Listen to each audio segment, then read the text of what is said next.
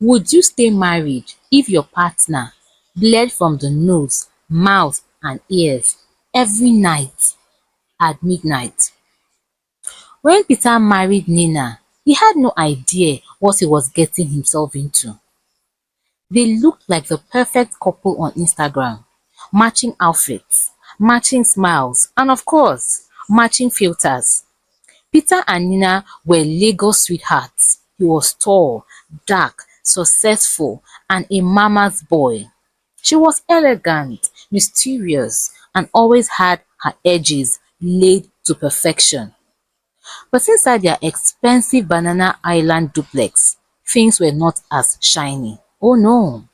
Because every night at exactly 12 a.m., Nina would start bleeding. And I don't mean figuratively. Literal blood from her nose, from her mouth, sometimes even her ears. At first, Peter thought it was a health issue. I mean, bleeding at night? That's not normal, even in Nollywood. So he took her to one of the best doctors in town. Tests, x-rays, scans, everything. But guess what? Nothing. She was perfectly healthy. Peter started keeping a log, and for the whole month, Peter stayed up to watch his wife every single night. Like clockwork, Nina would bleed. This happened only at night because by morning, baby girl was as fresh as puff puff out of hot oil, and the blood, it would disappear. It would be like nothing had happened. At this point, Peter began to think, maybe I married a ghost. And the funny part, Nina never wanted to talk about it. She would say, it's just stress, my love. Lagos wahala. Peter just couldn't believe her. Then their housemate, Blessing, packed her bag one morning and left a note that simply read, sorry sir, I cannot work in a house where madam dies at night and wakes up every morning. My spirit is not strong enough. One night, he pretended to sleep, and by midnight, boom, Nina sat up, eyes wide open like someone pressed start on her remote. Blood began to pour from her nose and her mouth. She walked barefoot to the mirror, stared into it and whispered, I am sorry, I didn't mean to. Please leave me alone. Peter nearly peed on his fine Egyptian cotton sheets. The next morning, Peter asked her casually, babe, did you sleep well? Nina smiled, sipping fresh juice like nothing happened. Like a baby. He wanted to shout, a baby covered in blood, but he kept his cool. Instead, he started going through Nina's things. And guess what he found?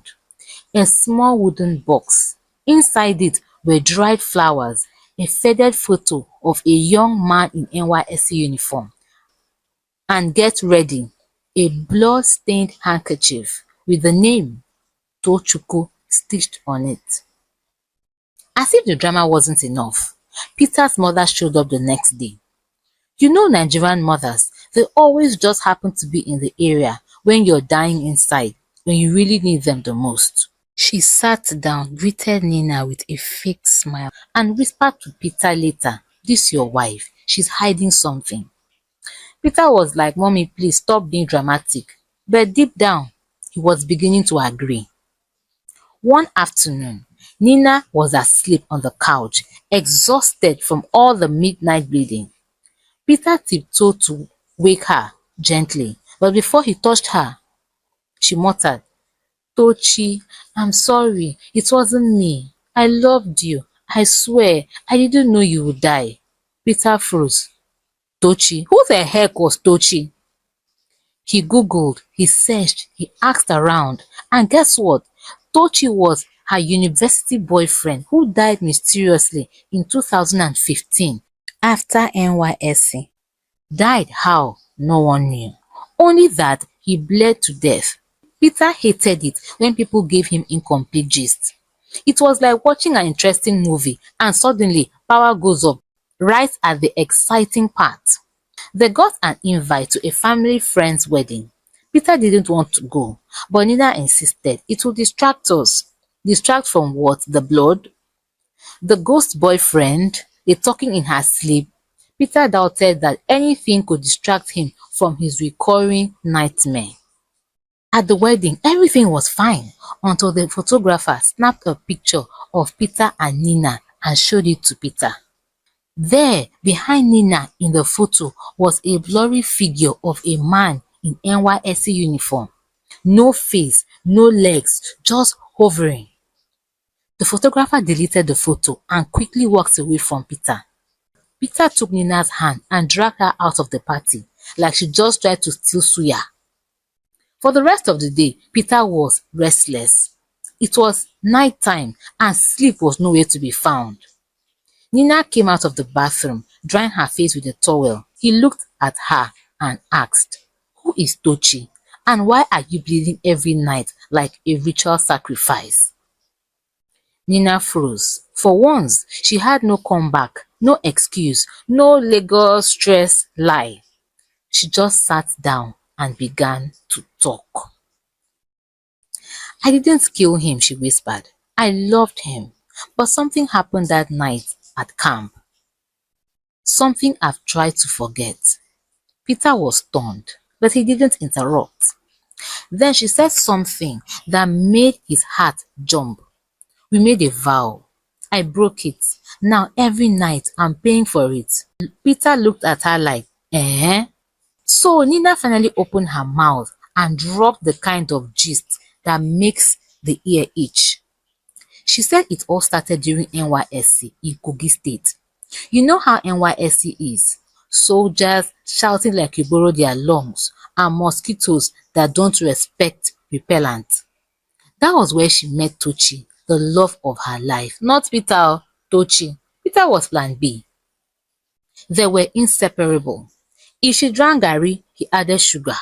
If she cried, he brought zobo. You get the vibe. Then one evening, when the moon was suspiciously bright and the air smelled like trouble, they went to a river near camp and made a vow. Not "I love you" vow. No, more like "if I ever leave you or betray you, may your blood haunt me forever." You see, when love is too sweet, people start misbehaving. Who told them to involve blood and river spirits? After camp, they were posted to different places. Nina went to Ikeja, Tochi went to Ekpe. At first, they kept in touch, love messages, night calls, flashing each other when they had no airtime. Cute stuff. But then, after NYC, Nina got a job in a fancy marketing firm, met new people, discovered shawarma. Life started moving. And Tochi, he just couldn't keep a job. He called one day crying, "Babe, things are hard." And Nina, who was busy at work, casually said, "You'll be fine." That was the last thing she ever told him, because the next week, Tochi died. Mysteriously, he bled out in his apartment.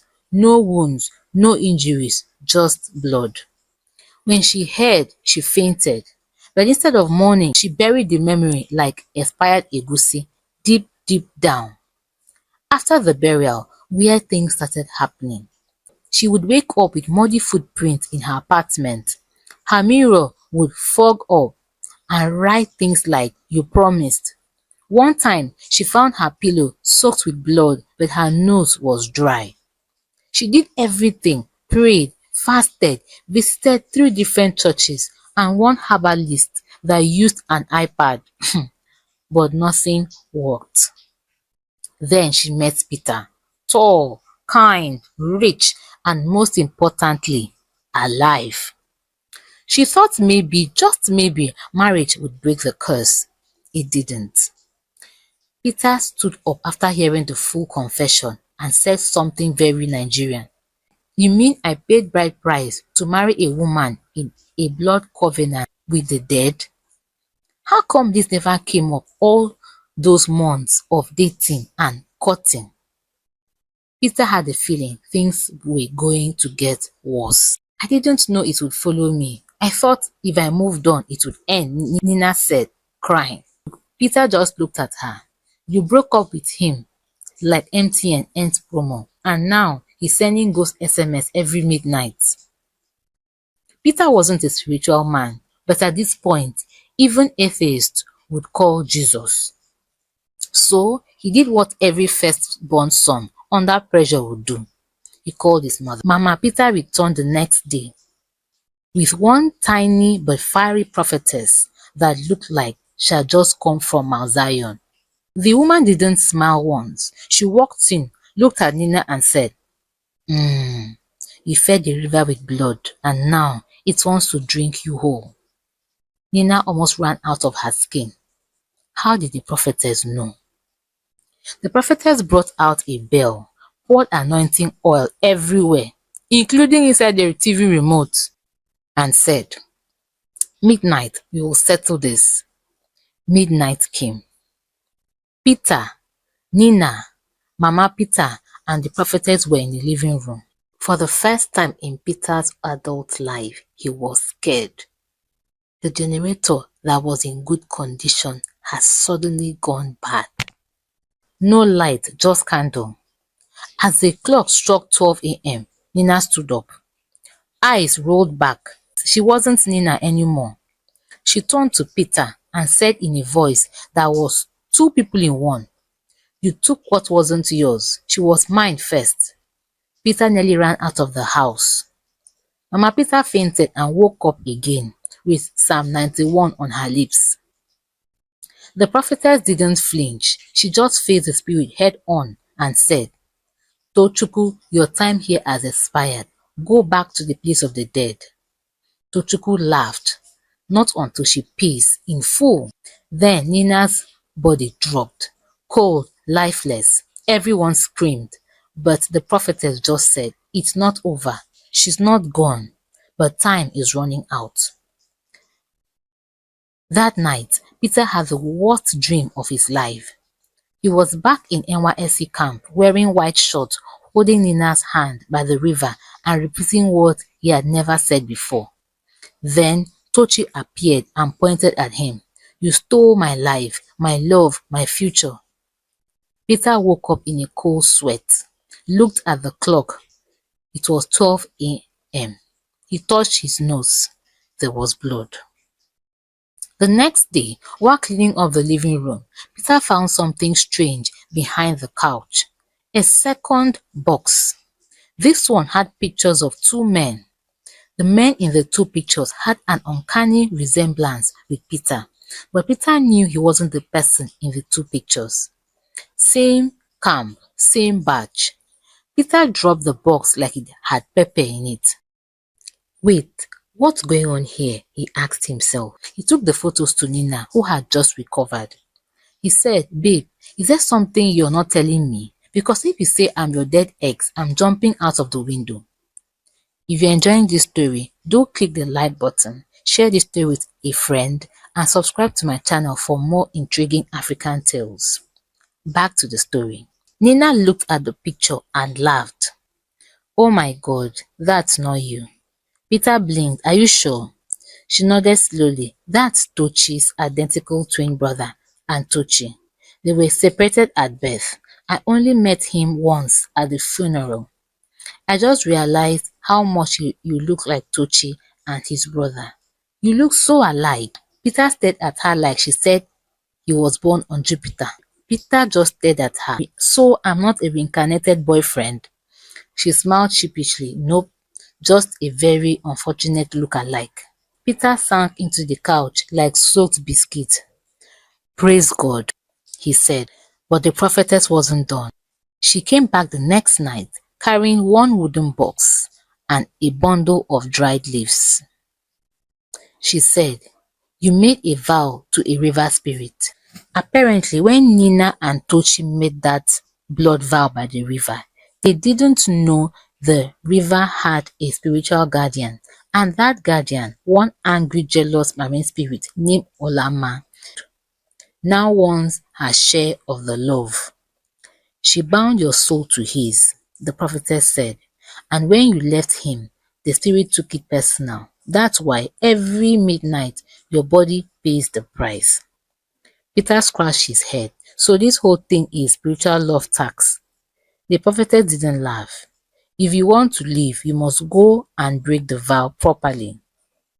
So the next morning, they packed small Ghana must go bags, wore white, and followed the prophetess to Kogi State. Nina hadn't been back there since NYSC. The second she stepped out of the car, goosebumps attacked her like angry bees. They reached the river at sunset. As they stood at the river bank, the prophetess began to chant. Peter just stood far away, like, let me not mistakenly collect spiritual slap meant for someone else. Nina stepped into the water slowly. The prophetess threw a small calabash into the river and shouted, Spirit of the river, take back your vow. Let this woman go free. Her death is paid. Suddenly, the water bubbled like Coke after Mentos. Then it stilled.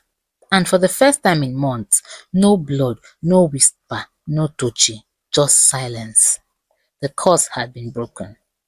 Back in Lagos, Nina finally slept through the night without bleeding like an action movie.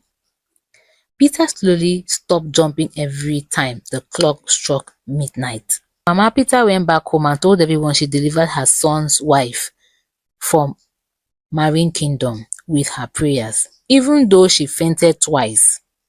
And the prophetess, she dropped her account number and said, God bless you, sow into grace. They did with joy. 1 week later, Peter and Nina sat in their living room, sipping tea and watching the world. Peter looked at her and said, so, if you ever feel like bleeding again, just tell me early. I'll go stay at my brother's house. Peter said jokingly. Nina laughed. Never again. I've officially retired from spiritual vows and dramatic exes. Peter raised his mug. To boring, peaceful marriages. Nina raised hers too. And to never falling in love by any river ever again. They clicked mugs.